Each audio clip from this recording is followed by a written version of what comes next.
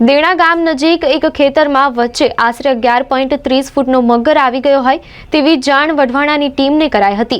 ત્યારબાદ તેઓ દ્વારા સુરક્ષિત રીતે મગરનું રેસ્ક્યુ કરવામાં આવ્યું હતું। દેણા ગામ નજીક એક ખેતરમાં વચ્ચે આશરે 11.30 ફૂટનો મગર આવી ગયો હોય તેની જાણ હેમંત વઢવાણાની ટીમને કરાઈ હતી।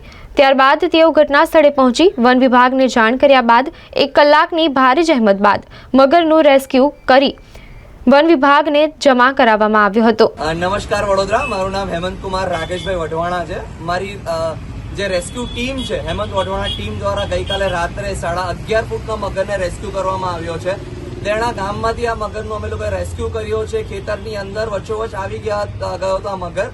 ત્યારે અમને ત્યાંના જે ખેડૂત મિત્ર છે, જે માલિક છે ખેતરના, એ માલિક દ્વારા ગઈકાલે રાત્રે 10:30 વાગે ફોન આવ્યો હતો કે એક મગર છે, ઘણો મોટો છે ને અમારા ખેતરની અંદર આવી ગયો છે, તો તમે તાત્કાલિક આવી જાઓ। ત્યારે અમારા જે રેસ્ક્યુના જે ટીમ વોલેન્ટિયર્સ છે, હર્ષદભાઈ સોની, સંદીપ ગુપ્તા, વિશાલ ચૌધરી, વૃષભ પાટીલ, એ ઘટના સ્થળ પર પહોંચીને જોયું તો ઘણો મોટો મગર હતો।